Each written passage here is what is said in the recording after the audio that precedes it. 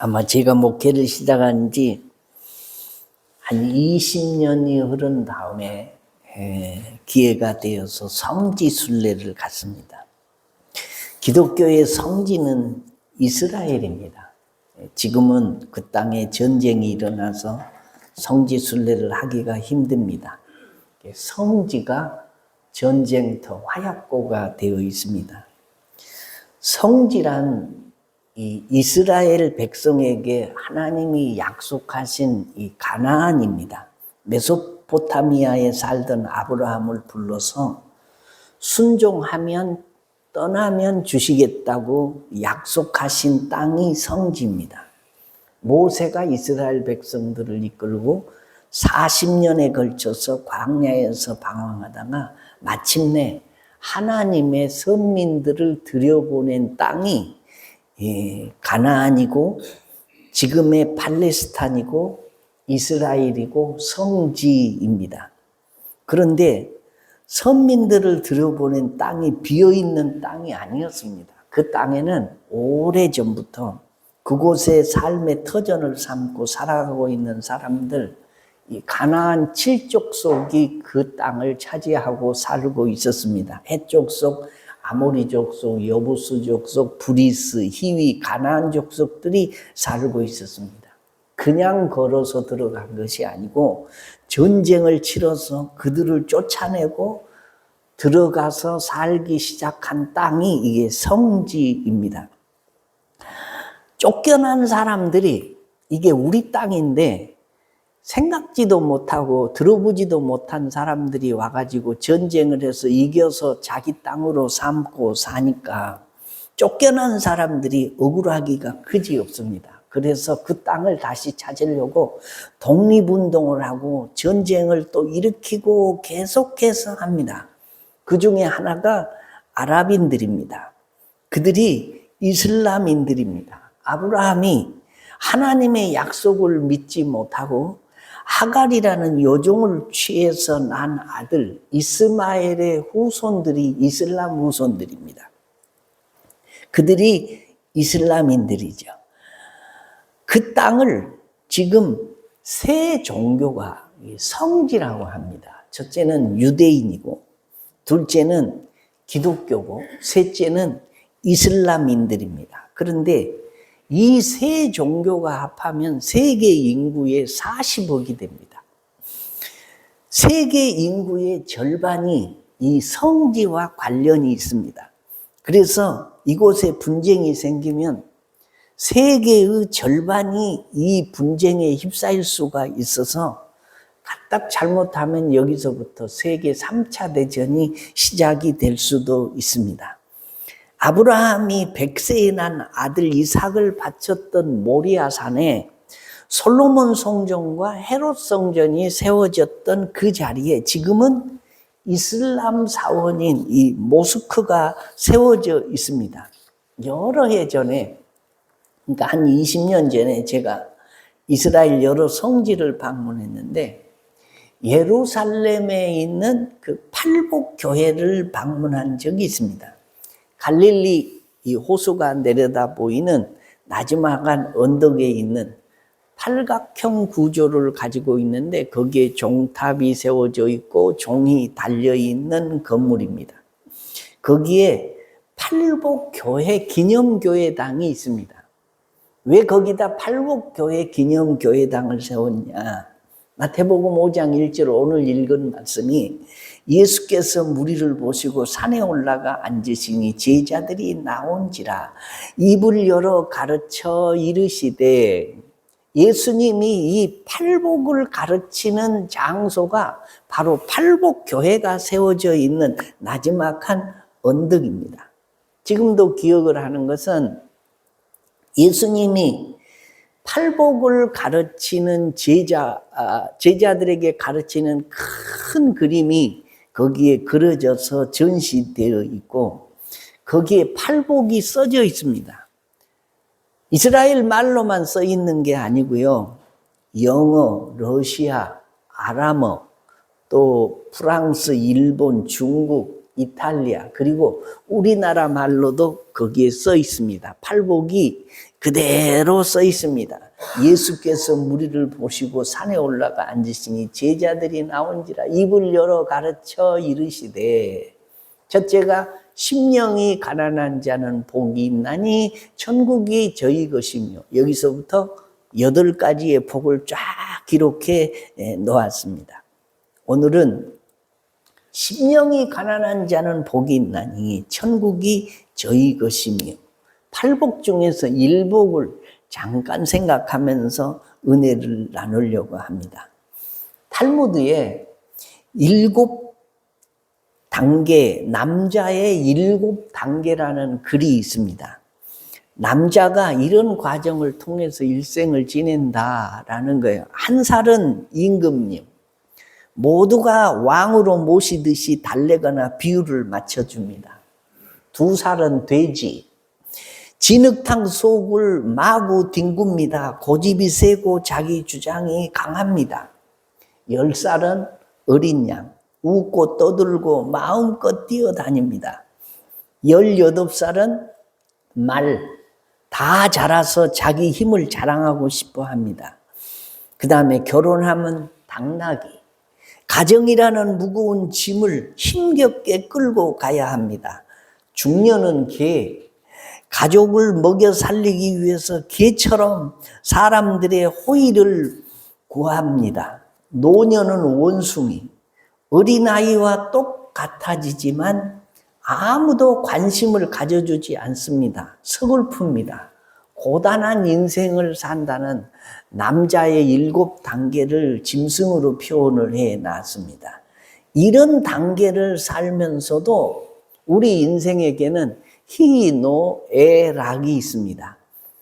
기쁠 희, 노할로, 슬플 애, 즐길 락.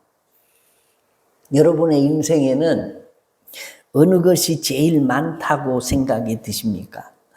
느끼기는 아마 노나 이 애가 많다고 생각하실 것입니다. 그러나 비율로 볼 때 노나 애가 많으면 살기가 힘듭니다.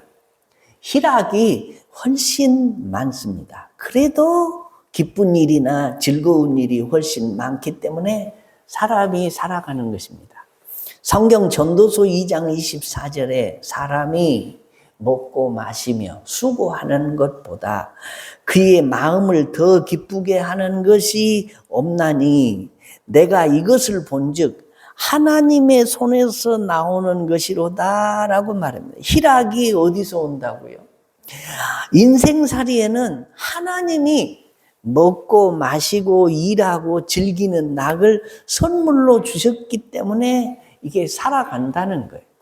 먹는 즐거움, 여행하는 즐거움, 드라마 보는 즐거움, 손주 보는 즐거움, 먹으려고 준비하는 즐거움, 노래하는 즐거움, 또 잠자는 즐거움, 운동하는 즐거움, 친구 만나서 수다 떠는 즐거움, 돈 버는 즐거움, 또 월급 받을 때 누리는 즐거움, 결혼하는 즐거움, 연애하는 즐거움, 이 등등 노도 많지만 우리가 누리는 희락도 이 땅에는 엄청나게 많습니다. 이런 즐거움의 연속인데도 가끔은 화나고 이게 슬픈 일도 있습니다. 부모님이 돌아가시면 슬픔에 빠져서 못 살 것 같은데, 배우자가 죽으면 못 살 것 같은데 또 살아갑니다. 이게 장례식에 가서도 밥을 먹습니다. 집에 와서 또 잠을 자고 또 일을 나갑니다. 슬픈 일 속에서도 하나님의 선물로 즐거움을 짬짬이 주셨기 때문에 우리 인간은 살아가는 것입니다. 예수님이 이렇게 말씀하십니다. 심령이 가난한 자는 복이 있나니, 심령의 가난만 있는 것이 아닙니다. 우리가 세상을 살 때는 경제적 가난도 있고요, 정서적 가난도 있고, 지식의 가난도 있고요, 건강의 가난도 있습니다. 심리적 가난도 있습니다. 환경적 가난도 있습니다. 요즘 매스컴을 통해서 많이 듣는 말 가운데 하나가 하우스 푸어라는 말입니다. 집 거지라는 말이죠. 자기 집을 가지고 있지만은 집을 살 때 이게 받은 대출 이자를 갚느라고 살림이 굉장히 힘든 사람을 말합니다. 집을 살 때는 집값이 오를 것이라는 기대로 대출을 많이 받아서 샀는데 집값은 오르지 않고 이게 대출 금리만 올랐습니다. 당연히 수입의 대부분이 이자로 빠져나가서 쓸 돈이 거의 없으니까 이게 하우스 푸어가 된 겁니다. 캠퍼스 푸어라는 말도 있습니다. 비싼 등록금, 학자금 대출을 받았지만은 높은 이자까지 겹쳐서 아르바이트로는 대학 생활을 할 수 없는 가난한 대학생을 가리키는 말입니다.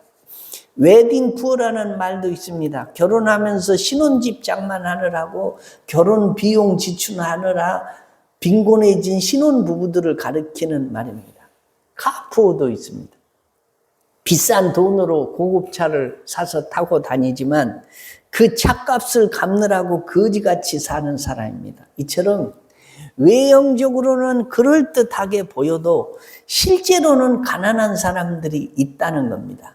주님이 찾는 가난한 사람들은 이런 사람들이 아닙니다. 가난이라는 것은 채워져 있어야 하는데 비어있는 상태를 가난이라고 합니다. 심령이 가난하다는 것은 마음과 이게 영이 가난하다는 겁니다. 심령이 가난한 사람은 하나님으로부터 오는 곳으로 채워져야 할 필요를 느끼기 때문에 이게 갈급한 심령이 되는 것입니다. 목이 가난한 사람은 물을 찾듯이 심령이 가난한 사람은, 갈급한 심령을 가진 사람은 하나님을 찾게 되고 구하게 되어 있습니다. 그리스도의 신부된 그리스도인들이 주님을 사모하는 마음이 없고 은혜를 사모하는 마음이 없다면 그 영혼은 아직 거듭나지 못한 상태에 있거나 병든 영혼입니다. 가장 건강하고 축복받을 영혼의 상태는 하나님으로부터 오는 것을 갈급하는 목마른 심령을 가지고 사는 사람, 사모하는 심령을 가진 사람이 오늘 예수님이 말한 대로 복이 있다라고 말씀할 수 있는 것입니다. 예수 믿는 사람들에게 동일한 소원이 있습니다. 그게 뭐냐? 지금보다는 조금 더 예수를 잘 믿고 싶은 욕심입니다. 자, 이 마음이 없다면 심령이 가난한 사람이 아닙니다. 목사도 지금보다는 조금 더 하나님과 관계가 더 가까웠으면 좋겠다는 이 강렬한 소망을 가지고 있습니다. 여러분들도 비슷합니다. 동의하시면 아멘. 우리는 하나님 앞에 조금 더 가까이 나아가기를 원하고 하나님이 주신 은혜를 받기를 사모하는 갈급한 심령이 누구에게나 있습니다. 이것이 거듭난 사람의 표시이고 예수 믿는 사람의 한결같은 소망이다라는 것입니다. 그래서 예수님이 말씀하신 이 팔복의 제일 첫째 복은 심령이 가난한 자입니다. 여기서 가난하다는 말씀은 웬만큼 가난한 상태가 아니라 며칠 동안 죽 한 그릇도 얻어먹지 못하고 몹시 배고픈 상태의 가난입니다. 이러한 심령의 복은 심령의 가난에서 시작이 됩니다. 심령이 가난한 자. 어떤 사람들은 심령 가난을 겸손의 의무로 해석합니다. 무소유자, 낮추는 자, 겸허한 자 등. 그러나 심령 가난은 그런 뜻이 아닙니다. 심령 가난이란 하나님 앞에서 자신이 정말 거지 같은 신세임을 통렬히 깨닫는 사람입니다. 여러분, 내가 하나님 앞에서 거지인 것을 알고 계십니까? 나는 하나님 앞에 의로움이 없는 의의 빈곤자, 의의 거지입니다. 선행과 의로움보다 죄와 불의와 악행이 더 많습니다. 나는 하나님 앞에 사랑의 극빈자입니다. 사랑하고 관용하기보다는 미워하고 시기하고 질투하고 정죄에 빠져 있습니다. 나는 하나님 앞에서 생명의 거지입니다. 생명의 희열보다는 죽음의 그림자에 갇혀 사는 사람입니다. 육체의 죽음, 영혼의 죽음이 나를 지배합니다. 나는 하나님 앞에서 믿음의 거지입니다. 신뢰의 확신보다는 의심과 불신앙이 지배합니다. 나는 하나님 앞에 지혜의 거지입니다. 아는 것은 극히 작고 모르는 것은 지천입니다. 나는 하나님 앞에 능력의 빈곤자입니다. 마귀에게 약하고 죄에 약합니다. 나는 하나님 앞에 영적 지식의 거지입니다. 도대체 영적 세계에 대해서는 아는 것이 없습니다. 심령 가난을 통렬하게 깨달은 사람은 반드시 신앙에 대한 갈망을 나타냅니다. 갈망이라는 것은 목마를 갈자이다 바랄 망입니다. 목마른 사슴이 시냇물을 간절히 찾는 심정으로 바라고 구하고 꿈꾸는 것을 갈망이라고 합니다. 이 갈망은 의의 갈망, 사랑의 갈망, 생명의 갈망, 믿음의 갈망, 지혜의 갈망, 능력의 갈망, 영적 지식의 갈망, 도대체 이 갈망을 무엇으로 채운다는 말씀입니까? 갈망하면 갈망할수록 사람에게서는 도저히 채울 수 없음을 깨닫습니다. 그래서 결국 마음을 열고 하나님이 주시는 구원을 찾습니다. 죄를 깨닫습니다. 하나님의 진노를 알게 됩니다. 구원을 갈망합니다. 마침내 속죄의 주이신 예수 그리스도를 영접할 수밖에 없습니다. 기댈 수밖에 없습니다. 그래서 심령이 가난한 자들은 예수님을 영접하여 천국을 소유하게 된다라는 것이 우리 주님의 말씀입니다. 남녀가 서로 사랑하는 만큼 사모하고 그리워하는 것 같이 심령의 주님을 사랑하는 만큼 그 심령의 주님을 사모하고 하나님을 사랑하고 갈급하는 것만큼 하나님의 은혜를 덧입게 되는 줄로 믿으시면 아멘. 갈급한 심령이 받는 복이 있습니다. 영적으로 항상 갈급한 마음, 이 사모하는 마음을 가지는 것은 큰 복을 받을 사람인데, 이런 사람이 여러 가지 복을 받는데 첫째는 하나님의 사랑을 받습니다. 물 떠난 고기는 살 수 있을지 몰라도 주님 떠난 내 심령은 잠시도 살 수 없습니다 라는 기도할 수 있는 사람은 분명히 하나님이 사랑하시고 축복하십니다. 잠언 8장 17절에 나를 사랑하는 자들이 나의 사랑을 입으며 나를 간절히 찾는 자가 나를 만날 것이라 라고 기록하고 있습니다. 두 번째로는 천국을 소유합니다. 심령이 가난한 자는 복이 있나니 천국이 저희 것이미요 라고 말씀했습니다. 천국을 소유하는 것보다 더 큰 복이 또 어디 있겠습니까? 세상 것 다 포기하고라도 우리는 천국을 소유해야 되지 않겠습니까? 또 새 힘을 얻습니다. 이사야 40장 30절로 31절에 소년이라도 피곤하며 곤비하며 장정이라도 넘어지며 자빠지되 오직 여호와를 앙망하는 자는 새 힘을 얻으리니 독수리의 날개치며 올라감 같을 것이요 다른 박질하여도 곤비치 아니하겠고 걸어가도 피곤치 아니하리로다 라고 말씀했습니다. 영적으로 사모하는 것만큼 능력받고 새 힘을 얻습니다. 그 다음에 우리가 갈급한 심령을 가지면 수치를 당치 않는다라고 말씀해요. 시편 25편 3절에 주를 바라는 자는 수치를 당하지 아니하려니와 라고 말씀해요. 또 사무엘상 2장 30절에 나를 존중히 여기는 자를 내가 존중히 여기고 나를 멸시하는 자를 내가 경멸히 여기리라 라고 했습니다. 하나님을 존중히 여기는 사람이 자연적으로 하나님을 앙모하게 됩니다. 또 성령 충만도 받습니다. 한마디로 신령한 은혜를 간절히 사모하면서 매달리는 사람이 성령의 능력도 받고 은사도 받습니다. 이사야 44장 3절에 대저 내가 가란 자에게 물을 주며 마른 땅에 시내가 흐르게 하며 나의 신을 내 자손에게 나의 복을 내 후손에게 내리리니 라고 말씀하신 대로 몇 년 동안 비가 내리지 않아 가물고 마른 땅이 단비를 사모하듯이 사모하는 심령으로 심령에게 성령의 단비를 내려주시고 축복의 단비를 내려주시겠다라고 말씀해요. 갈급한 심령은 말씀을 사모합니다. 갈급한 심령은 기도를 많이 하게 됩니다. 갈급한 심령은 예배를 소중히 여깁니다. 믿음이 식어지면 가장 먼저 오는 게 뭐냐? 예배를 등한히 여기게 됩니다.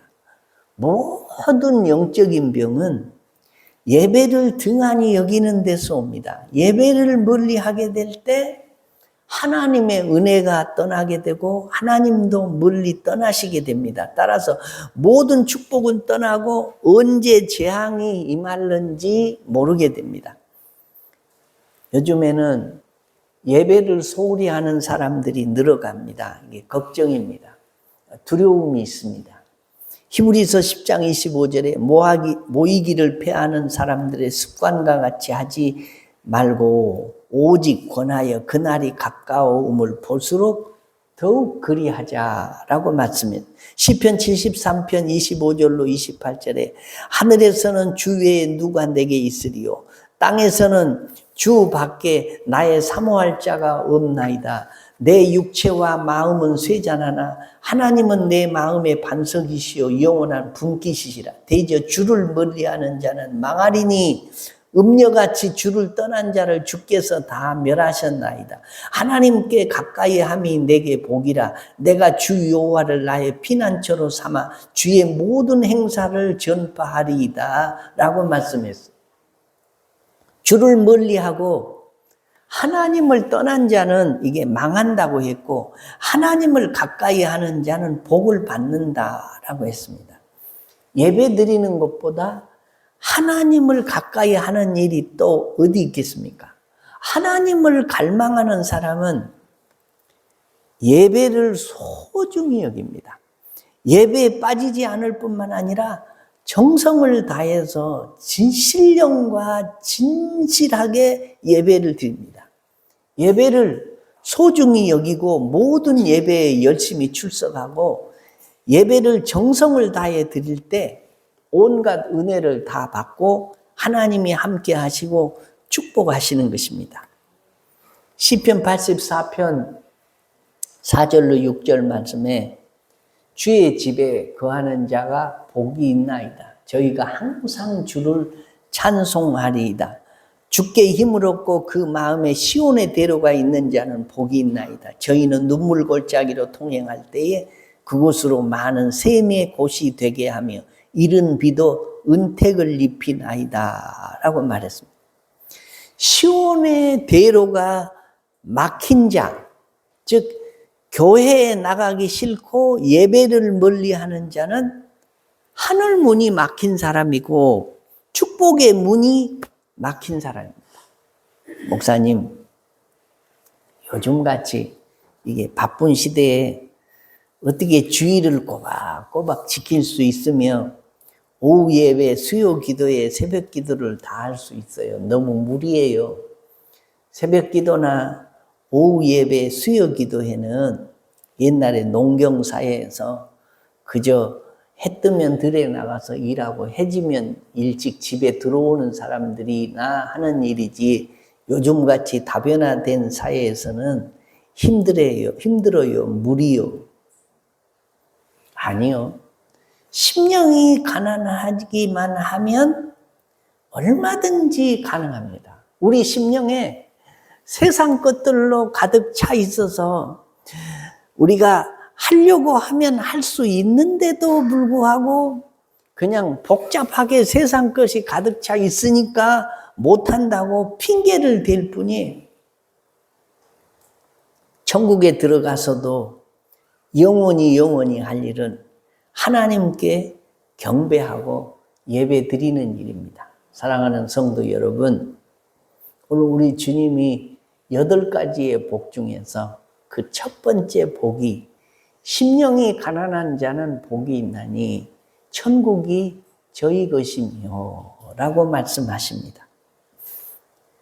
이 복을 놓치지 말고 살라라는 거죠. 심령이 가난하기만 하면 이건 무슨 말이냐면 하나님에 대한 갈급함과 하나님의 축복에 대한 갈급함과 영적인 거지라는 사실을 기억하고 하나님의 도우심이 없으면 나는 아무것도 아닙니다.